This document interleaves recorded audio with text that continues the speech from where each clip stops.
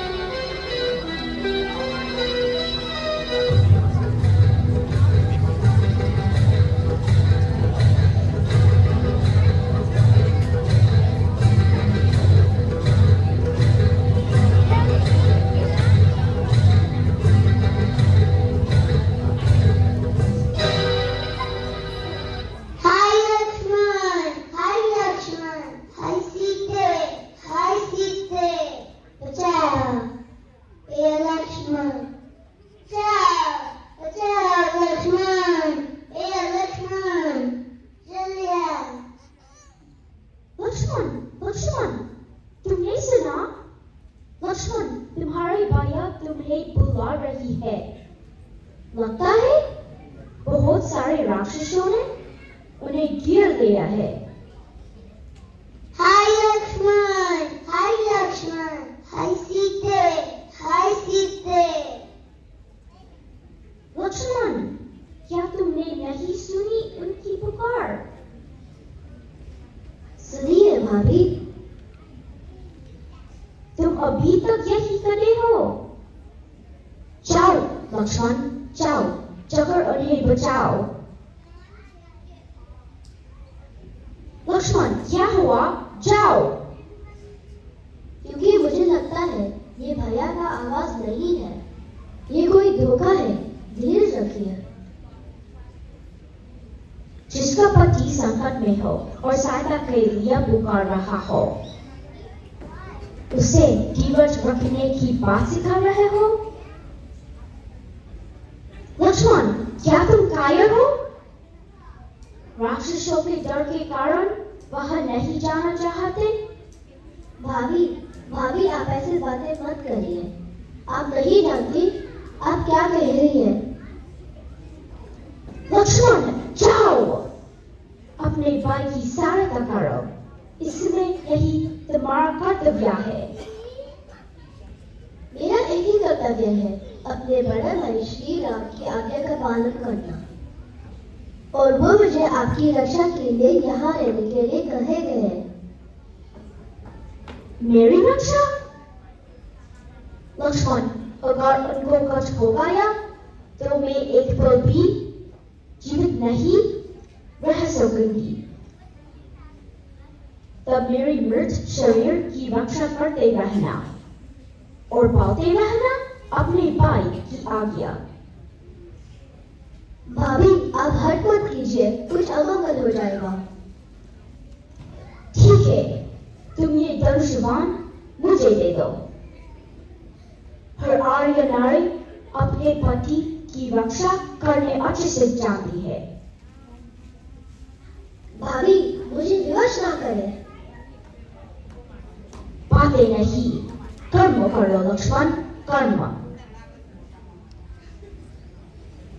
अच्छी बात है, आपके हट के कारण आज पहली बार मुझे अपने प्रभु श्री राम की आज्ञा का उल्लंघन करना पड़ रहा है। आप कुटिया में चली जाइए।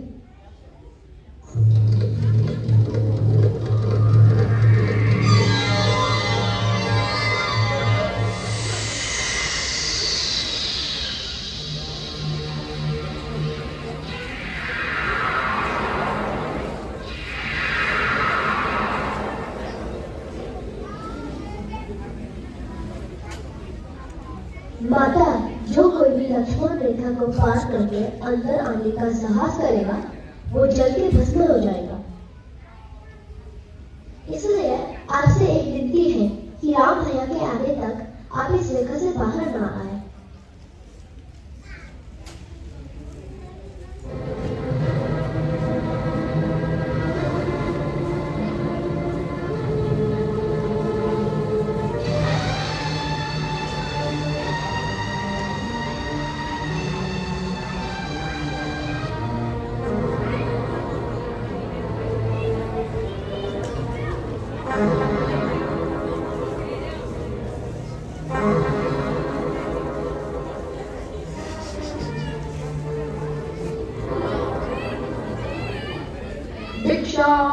भिक्षाम देहि। प्रणाम महात्मान। कल्याण हो देवी, हम भूखे हैं, क्या हमें कुछ खाने को मिल जाएगा? अवश्य महात्मान।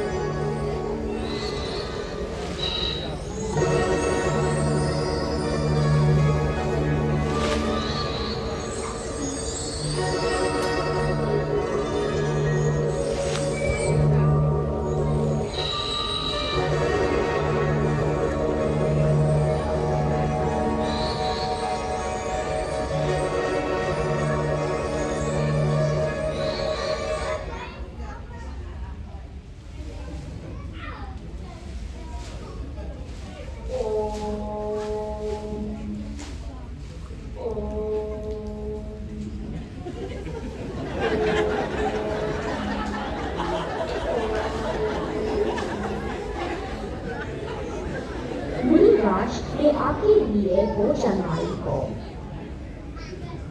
ले आओ देवी। कृपया आप ही यहाँ आकर ले लीजिए। अब तो हमने आसन जमा लिया है, हमसे बार बार पूछा नहीं जाता, जो कुछ लेना है यही ले आओ। मुनिराज, मैं इस रेखा से बाहर नहीं आ सकती। आप ही को कष्ट करना होगा। देवी, तुम हमारा तिरस्कार कर रही हो। अगर तुम यहाँ आकर हमें भोजन नहीं दे सकती तो हम तुम्हारे द्वार से भूखे चले जाएंगे। लेकिन इस अपमान के बदले हम तुम्हें श्राप देंगे। नहीं नहीं मुनिराज, मुझ पर दया कीजिए। नहीं, हम तुम्हें श्राप देते हैं। तुम्हारे पति को? नहीं नहीं, आप उन्हें श्राप मत दीजिए। मैं वही आती हूँ। मुझसे भूल हो गई, मुझे क्षमा कीजिए। जाओ कन्या, हमने तुम्हें क्षमा कर दिया। क्या नाम है तुम्हारा? तुम किसी राजघराने की लगती हो। मैं मिथिला नरेश महाराज जानकी पुत्री हूँ। मिथिला की राजकुमारी और इस अवस्था में? सीते, तुम तो लंकापति रावण की पत्नी होने योग्य हो। ऐसे पाप वचन कहते हुए तुम्हें लज्जा नहीं आती? कौन हो तुम? तुम्हारा दास, वही लंकेश्वर रावण। हाँ रावण, आज तुम्हारा भाग्य उदय हो गया। कल से तुम हमारे राजमहल की पटरानी बनोगी। तुरंत तुम इसी समय यहाँ से चले जाओ, नहीं तो मेरे पति एक ही बाण से तुम्हें और तुम्हारे लंका को भस्म कर देंगे। सीते, अब तुझे रावण के हाथों कोई नहीं बचा सकता।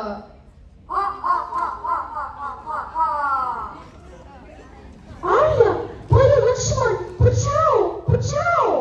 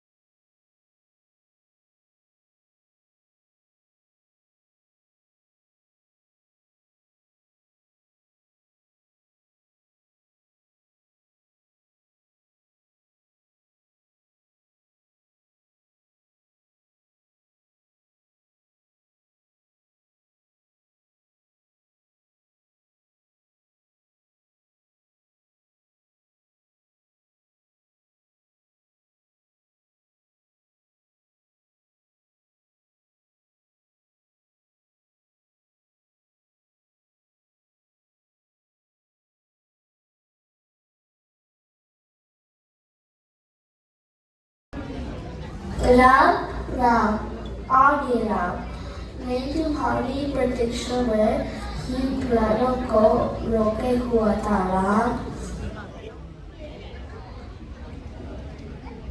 तात, आपकी ये दशा किसने की है?